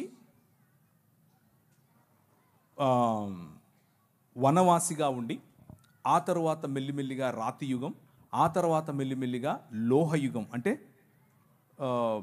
మెటల్ ఉపయోగించిన యుగం. దీనికి పురావస్తు శాఖ వాళ్ళు డేట్స్ వేసి పెట్టారు, ఎప్పటి నుంచి ఎప్పటి వరకు ఈ యుగం, ఎప్పటి నుంచి ఎప్పటి వరకు ఈ యుగం అని. మెటల్ ఇన్వెంట్ చేసిన తర్వాత వచ్చినటువంటి యుగం ఏదైతే ఉందో, రాతి యుగం తరువాత, మెసపటోమియా తరువాత ఈజిప్షియన్ సివిలైజేషన్, అంటే మోషే సమయం, ఆ సమయానికి మెటల్ డెవలప్ అయింది, ఆ సమయానికి లోహం డెవలప్ అయింది. కనుకనే రథాల యొక్క మొట్టమొదటిసారి రథాల వాడటం, మొట్టమొదటిసారి గుర్రాలు రథాలు కలిపి వాడటం ఈజిప్షియన్ సివిలైజేషన్లో మనం చూస్తాం. గుర్రాలు ఆ తరువాత దాదాపు కొన్ని వందల సంవత్సరాల తర్వాత మెల్లిమెల్లిగా ఈ జంబూక ద్వీపం అని పిలువబడినటువంటి భారత ఇండియన్ సబ్ కాంటినెంట్ అనేదైతే అంటున్నామో ఆ ప్రాంతాలకు వచ్చాయి. గుర్రాలు వచ్చింది మోషే తరువాత యుగంలో, మోషే మరియు ఈజిప్షియన్ సివిలైజేషన్ తరువాతి కాలంలో, అంటే క్రీస్తు పూర్వం మహా అయితే 1000 సంవత్సరాలు. అప్పుడు గుర్రాలు వచ్చాయి, రథాలు వచ్చాయి. 1,00,000 ఏళ్ల క్రితం గుర్రాలు రథాలు ఎక్కడి నుంచి వస్తాయి? ఇంత చిన్న ప్రశ్న రాదా మనుషులకి? లేవు. అది మీరు అడిగిన ప్రమాణంలోనే ఆర్కియలాజికల్ సర్వే ఆఫ్ ఇండియా వాళ్ళే ఒప్పుకున్నది అది. రీసెంట్గా ఐఐటి ఖరగ్పూర్ వాళ్ళు ఇలాంటి ఒక క్యాలెండర్ సృష్టించి ప్రజల్లో ఈ సనాతన ధర్మం అనే కాన్సెప్ట్ను ఐఐటి వాళ్ళు, ఇండియన్ ఇన్స్టిట్యూట్ ఆఫ్ టెక్నాలజీ, వాళ్ళకి ఏం పని మతంతో, వాళ్ళు కూడా ఈ వాట్సాప్ యూనివర్సిటీ మొదలుపెట్టారు. వాళ్ళ కోసం మేము రెగ్యులర్గా వాళ్ళకు వినిపించాల్సినటువంటి మంత్రాలు వినిపిస్తూనే ఉన్నాం. అది కాదు, దానికి ఆధారం లేదు, ఏ ఆధారము లేదు. కానీ ఇప్పుడు మీరు అదే బైబిల్ని తీసుకోండి. వారు బైబిల్లో చెప్పిన ఇశ్రాయేలీలు చేసిన నిర్మాణంలో భాగమైనటువంటి పిరమిడ్స్ ఉన్నాయా? ఉన్నాయి. ఇశ్రాయేలు మాట్లాడుతున్నటువంటి ప్రదేశాలు ఉన్నాయా? ఉన్నాయి. ఐగుప్తు దేశం ఉందా? ఉంది. నది ఉందా? ఉంది. యొర్దాను నది ఉందా? ఉంది. ఎర్ర సముద్రం ఉందా? ఉంది. బెత్లెహేమ్ ఉందా? ఉంది. యెరూషలేం ఉందా? ఉంది. తెలవీవ్ ఉందా? ఉంది. తూరు పట్టణం ఉందా? ఉంది. తర్షీష్ ఉందా? ఉంది. ఏది లేదు. ప్రతి ఒక్కదానికి ఎవిడెన్స్ ఉంది. ఫలానా రాజు ఫలానా సమయంలో ఫలానా చోట ఫలానా జనాభా లెక్కలేశాడు, అప్పుడు యోసేపు మరియను తీసుకెళ్ళాడు. వెళ్తే మనకు తెలీదా? కైసర్ అగస్తస్ ఏం చేశాడు, కైసర్ తిబేరియస్ ఏం చేశాడు, వాళ్ళు ఏ విధంగా జనాభా లెక్కల కోసం అందరినీ వెళ్ళమని చెప్పారు. This is all recorded, tracked. So ఆ రోజు ఉన్నటువంటి హిస్టోరియన్స్, జోసిఫస్ కావచ్చు, ప్లైనీ కావచ్చు, టాసిటస్ కావచ్చు, వాళ్ళు రాసినటువంటి లేఖలు ఈ రోజుకు మనకు అందుబాటులో ఉన్నాయి. సో ఎక్స్ట్రా బిబ్లికల్ సోర్సెస్ మనకు అందుబాటులో ఉన్నాయి. ఆ ఎక్స్ట్రా బిబ్లికల్ సోర్సెస్ ఉన్న కారణం చేత మనం బైబిల్ నమ్మక్కర్లేదు. బైబిల్కే అవన్నీ తర్వాత వచ్చి మళ్ళీ లైన్ అవ్వాలి. ఎందుకంటే Bible it self is a historical book. అందులో చరిత్ర చాలా స్పష్టంగా రాశారు. గలతీ ద్వీపం ఈ రోజుకుందా? ఉంది. స్మిర్నా ఉందా? స్మిర్నా అంటే ఈరోజు ఉన్న సిరియాలో ఉన్న ఇజ్మీర్ అనే సిటీ. ప్రతి సిటీ ఈరోజు మనం కొన్ని మునిగిపోయాయి, కానీ మెజారిటీ ఆఫ్ ప్లేసెస్ ఈ రోజుకు ఉన్నాయి. అంతటా పౌలు ఇటలీను పటాలమునకు వెళ్ళను. ఇటలీ కనిపిస్తుందా ఈరోజు? లేదా? ఎస్. ఆయన అరియపెగస్ అనేటటువంటి ఉందా? లేదా? ఈ రోజుకు ఉంది. సో బిబ్లికల్ డేటా, బైబిల్కి ఉన్నటువంటి డేటా ఒకవేళ తీసి దానికి ఉన్న ఆర్కియలాజికల్ ఎవిడెన్స్ ఒక తక్కెడలో ఒక పక్క పెడితే రెండో పక్క వీళ్ళ పుస్తకాలు అన్నీ కలిపి తర్వాత ముస్లింల పుస్తకాలు అన్నీ కలిపి ఆ తర్వాత ఇంకా ఏమేమి ఉన్నాయో అన్నీ కలిపి బౌద్ధం తప్ప, బౌద్ధానికి చాలా ఎవిడెన్సెస్ ఉన్నాయి. ఇవి పెడితే ఇలా ఉండేది 1 ఇంచు కూడా పైకి లేదు. ఎందుకంటే ఏం లేదు ఇక్కడ, ఏమీ లేదు ఇక్కడ అంతా ఉంది. సో మీరు అరిస్టాటిల్ నమ్ముతారు, అరిస్టాటిల్కి ఎవిడెన్స్ లేదు. మీరు అలెగ్జాండర్ ది గ్రేట్ నమ్ముతారు, అలెగ్జాండర్ గ్రేట్ ఎవిడెన్స్ లేదు. యేసు ప్రభుకు ఎవిడెన్స్ ఉంది. అరిస్టాటిల్ పంపగా వచ్చిన దాన్ని ఏమంటారు, గ్రీక్ ప్రపంచాన్ని జయించాలనుకున్నటువంటి ఈ అలెగ్జాండర్ ది గ్రేట్ వారి పిల్లలలో ఒకడైనటువంటి ఈ శంగులు కాదు, క్షమించండి, వాళ్ళలో ఒకడైనటువంటి అశోకుడు కదా, ఆయన ఇంట్లో గ్రీక్ మాట్లాడాడు. మరి అందుకనే గ్రీక్లో శిలాఫలకాలు కనిపిస్తాయి మనకు భారతదేశంలో. అలాంటిది సంస్కృతంలో కనిపించాలిగా. ఒక్కట్లేదు. I'm not exaggerating. ఒక్కటి కూడా లేదు. మరి ఏదో చూపించండి ఆర్కియలాజికల్ ఎవిడెన్స్ ఎక్కడుందో. సో ఇదంతా కూడా ఆయాసం, అంతే.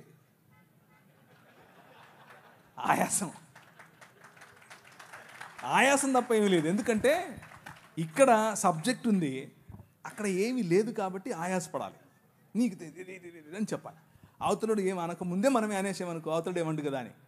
అలా ఏం కాదు, మనం ప్రశ్నిస్తూనే ఉంటాం. రైట్? ఓకేనా, థ్యాంక్ యూ అన్న. అయితే ఇప్పటివరకు మీరు చెప్పిన సమాధానం బట్టి మాకు అర్థమైంది బైబిల్ ఒక పరిశుద్ధమైన గ్రంథం అని, దీనికి చాలా ఎవిడెన్స్ ఉన్నాయని. అయితే ఎంతే పరిశుద్ధమైనది అయితే ఈ మధ్య చాలా ప్రశ్నలు మాకు వినబడుతున్నాయి. ఇలాంటి పరిశుద్ధ గ్రంథంలో, ఇలాంటి దైవ గ్రంథంలో లోతు సందర్భం కావచ్చు, దావీదు గారు చేసిన తప్పులు కావచ్చు, యోధా గారు చేసినవి కావచ్చు, ఇలాంటి కొన్ని ఇబ్బందికరమైన పరిస్థితులు రాసినప్పుడు దేవుని గ్రంథం అయితే, ఇన్ని ఎవిడెన్స్ ఉన్నది నిజమైన గ్రంథం అయితే, ఇలాంటి సందర్భాలు లోతు తన కుమార్తెలతో పాపం చేయడం, దావీదు తప్పు చేయడం, ఇలాంటివి రాశారు. ఇది ఎలా దైవ గ్రంథం అవుద్ది, మా దాంట్లో ఇలాంటివి ఏమీ లేవన్నట్టు చెప్తున్నారు. నిజానికి వారి గ్రంథాలు అలాంటివి ఏమీ లేవా? ఇక్కడ మనుషులు చేసినవి చూపిస్తూ తప్పుపడుతున్నారు దేవుని. ఓకే, బైబిల్ పరిశుద్ధ గ్రంథం కాబట్టి మనుషులు చేసిన తప్పులు కూడా చెబుతుంది. బైబిల్ పరిశుద్ధ గ్రంథం కాబట్టే ఆ పరిశుద్ధ గ్రంథానికి సంబంధించిన దేవుణ్ణి ఆరాధించేవారు వారు కూడా మనుష్యులే. ఆ మనుష్యులు చేసిన తప్పులు అందరికీ తెలియాల్సిందే. దేవుడు న్యాయ నిర్ణేతగా లోతు, తన పిల్లలు దావీదు, అలాగే తామారు, ఇలా అందరూ వారి జీవితాల్లో చేసినటువంటి తప్పులను ఎత్తి చూపిస్తుంది. మొత్తానికి బైబిల్ ఏం చెప్తుంది అని అంటే, దేవుని రాజ్య వారసులుగా కాకుండా సొంత రాజ్య నిర్మాణాలు, సొంత ఆలోచనల్లో బ్రతికితే మనిషి ప్రతి ఒక్కడు పాపమే చేస్తున్నాడు అన్నది చెబుతుంది బైబిల్. దానికి మినహాయింపు కేవలము యేసుక్రీస్తు మాత్రమే. మళ్ళీ కొత్తగా ఒకరు వచ్చి చెప్పక్కర్లేదు మనకు, మీ దావీదు ఇలా చేశాడు, ఆడు ఇలా చేశాడు. మాకు తెలిసేది, వి నో దాట్. అది మా దేవుడే రాయించాడు కాబట్టే పరిశుద్ధమైన దేవుడు, రాయించాడు కాబట్టే పరిశుద్ధమైన పుస్తకం. కప్పిపెట్టుంటే ఆయన పరిశుద్ధమైన దేవుడు ఎలా అవుతాడు? కప్పిపెట్టుంటే అది పరిశుద్ధమైన పుస్తకం ఎలా అవుతుంది? అది కేవలము ఒక అజెండాతో వచ్చిన పుస్తకం అవుతుంది. కానీ అవతలి వారు అలా కాదు. అవతలి వారి పరిస్థితి అది కాదు. అవతలి వారి పరిస్థితి ఏమిటి అని అంటే, ఎవరైతే దేవుళ్ళుగా, ఎవరైతే దేవతలుగా తమను తాము ఆ పుస్తకాలలో ప్రకటించుకున్నారో వారు మిగిలిన వారిని మోసముతోనూ, సెక్షువల్ అల్యూర్మెంట్ అంటే లైంగిక ఆకర్షణతోనూ, వయలెన్స్తోనూ, రేప్తోనూ, స్వయంగా పిల్లలను సొంత పిల్లలతో శారీరకేచ్ఛలు తీర్చుకోవటంతోనూ దేవుళ్ళు ఆ పని చేసినట్లుగా వారి పుస్తకాలు చెప్తున్నాయి. సో బైబిల్కు మిగిలిన పుస్తకాలకు ఉన్న తేడా ఏమిటి అని అంటే, బైబిల్ మనుష్యులు చేసిన తప్పులను ఎత్తి చూపిస్తుంది, కానీ దేవుడు ఆ చేసిన తప్పులను సమర్థించకుండా వారిని సరైన మార్గంలో పెట్టడం కోసం తన కుమారుడైనటువంటి యేసుక్రీస్తును పంపాడు. కానీ మిగిలిన పుస్తకాలు అలా కాదు. మిగిలిన పుస్తకాలు ఆ దేవుళ్ళు చేసేది ఒక పెద్ద ఘనకార్యం అన్నట్లు. ఒక ఆయన 16,000 మంది అయితే, ఇంకొక ఆయన 3 అంటే, ఇంకొక ఆయన 10 మంది అంటే, ఇంకొక ఆమె 5 మంది మొగుళ్ళని వేసుకుంటే ఇవన్నీ తిరుగుతూ ఉంటారు. ఇది అప్రూవ్డ్ బై గాడ్. వాళ్ళకి ఇది సనాతన ధర్మం అంటే ఇదే అని చెప్తారు. అది సమస్య. అక్కడికి ఇక్కడికి తేడా కనిపిస్తుందా? ఇది తప్పు అని బైబిల్ చెప్తోంది, అలా చెయ్యొద్దు అని బైబిల్ చెప్తోంది. సనాతన ధర్మం అంటేనే ఇది అని ఇది చెప్తోంది. ఉదాహరణకు ఒక ఆయన ఉంటాడు, ఆయన వాళ్ళ అమ్మగారు ప్రెగ్నెంట్. వాళ్ళ అమ్మగారు ఇంట్లో ఉంటారు, వాళ్ళ నాన్నగారు కూడా ఉంటారు.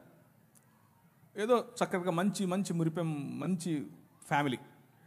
అలా ఉంటే ఇది ఎక్కడి నుంచి తీసుకొని చెప్తున్నానంటే మహాభారతం నుంచి తీసుకొని చెప్తున్నాను. యుధిష్ఠిరుడు అంటే ధర్మరాజు చెప్పినటువంటి స్టోరీ.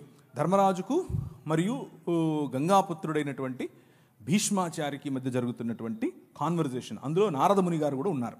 వాళ్ళ మధ్యలో జరుగుతున్నటువంటి కాన్వర్జేషన్. ఏంటి కాన్వర్జేషన్ అంటే, ఒకసారి ఒక ముని వాళ్ళ ఇంట్లోకి వస్తాడు, చకా చకా చకా వస్తాడు. వచ్చి వాళ్ళ అమ్మ అక్కడ ఉంటుంది, పోయి చేయి పట్టుకుని పదాపదవరా అంటాడు. ఈ నుండి ఏంటి ఏంటి ఏంటి ఏంటి ఏంటి అయిపోతుంది నానా, ఆయన ఆపు అంటే, ఆపకూడదు నాయన అన్నాడు. ఏంటి నాన్న, మా అమ్మని తీసుకెళ్ళిపోతున్నాడు ఆయన అని అంటే, ఇథ ధర్మ సనాతన అన్నాడు. ఏంటి ఇదే సనాతన ధర్మం అంటే అని చెప్పాడు. ఏమని? బ్రాహ్మణుడు వచ్చి నీ భార్యను చేయి పట్టుకొని తీసుకెళ్తే నువ్వు ఆపొద్దు, ఆయన వెళ్ళిపోవాలంతే, అదే సనాతన ధర్మం అని చెప్పాడు ఆయన. ఇది నేను చెప్పట్లేదు, ప్రవీణ్ చెప్పట్లేదు, భీష్మాచార్యుడు, యుధిష్ఠిరుడు మరియు నారదుడు ముగ్గురు చెప్తున్నారు. వినకపోతే ఎట్లా మరి? మీకు అర్థమవుతుందా? వినకపోతే ఎట్లా? ఇంకొక కథ చెప్తాను. అంటే మీరు అడిగిన దానికి చెప్పాలి, చెప్పకపోతే కష్టమైపోద్ది, కొంచెం ఎక్కువ టైం తీసుకున్నానా. ఇంకొక ఆమె పాపం గర్భవతి, లోపల పిల్లవాడు ఉన్నాడు. పిల్లవాడు ఉంటే ఒక ముని వచ్చాడు. కమాన్ రా అన్నాడు. ఏంటయ్యా నేను గర్భవతినయ్యా అన్నాడు. అంటే ఈయన ఆహా ఇదా ధర్మ సనాతన అన్నాడు. సరే కానీ అంటే ఆమెతో, ఆ గర్భవతితో ఆయన లైంగిక క్రియ చేస్తూ ఉన్నప్పుడు లోపల నుంచి బిడ్డ అరిచాడంట. ఒరే ఈడ టైం లేదు, ఈడ ప్లేస్ లేదు, పో పో అంటున్నాడు. ఈడ ప్లేస్ లేదు, నువ్వు రావడానికి వీల్లేదు, వెళ్ళిపో అని అడుగుతున్నాడు లోపల నుంచి. ఏమి రాశారా పుస్తకాలు మీరు?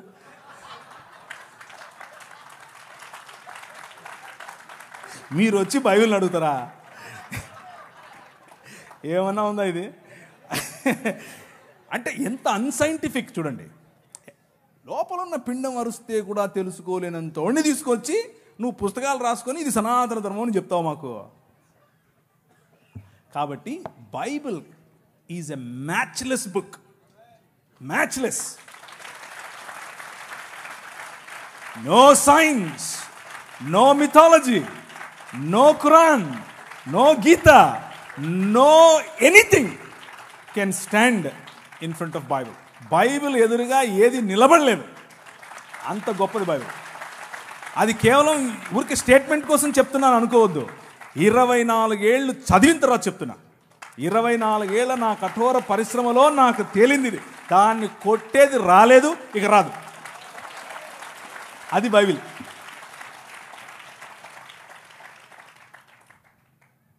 ఇంకా థ్యాంక్ యూ అన్న.